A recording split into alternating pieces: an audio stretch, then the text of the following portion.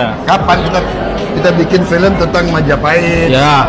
Yang kolosal sekalian, Pak. Tentang Mataram, yang gede sekalian, Pak. tentang Sriwijaya. Harus, Pak.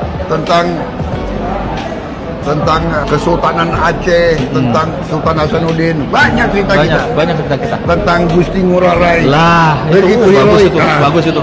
Oke saja Gus. Kita bikin ya. Kita bikin.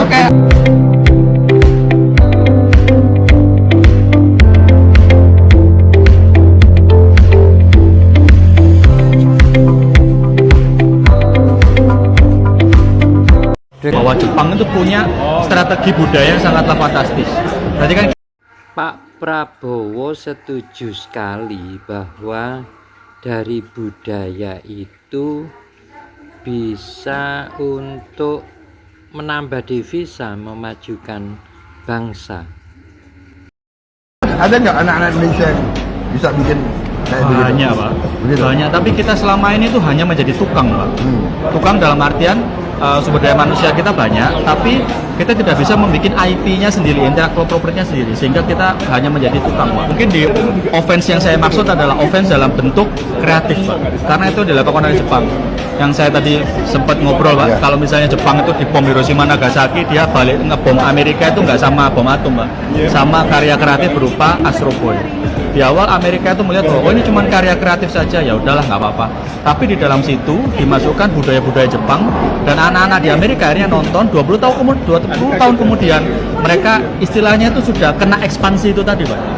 Bahwa Amerika terjajah oleh Jepang tapi dalam segi budaya, sehingga sushi bisa berdiri di sana, restoran-restorannya, terus ramen gitu kan, karena yang mereka terapkan adalah, Pak, kenali, cintai, konsumsi, Pak. Itu ternyata seramnya yang dilakukan oleh Jepang.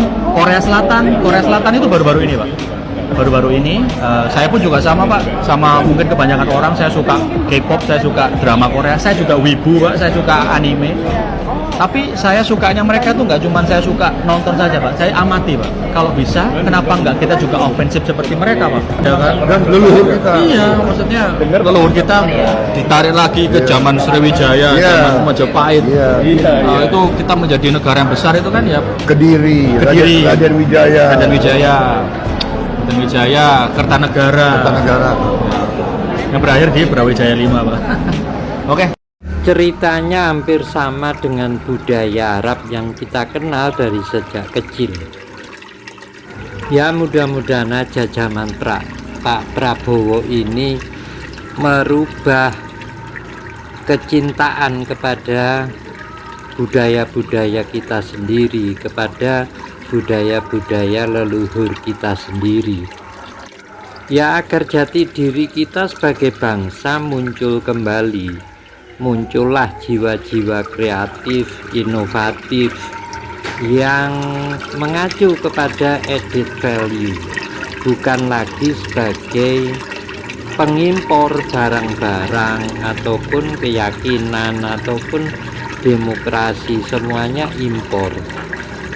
Yaitu sekarang terbukti kan berapa ratus triliun devisa negara yang kita buang hanya untuk berwisata religi ke negeri yang asalnya budaya-budaya tersebut kita yakini sebagai kebenaran, yang belum tentu juga kebenaran yang absolut.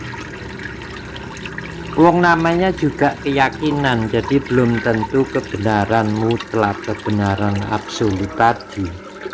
Ya, sebagai contohnya itu mengambil istri sebanyak-banyaknya, itu masa sih itu perintah dari atas, itu kan manusiawi sekali.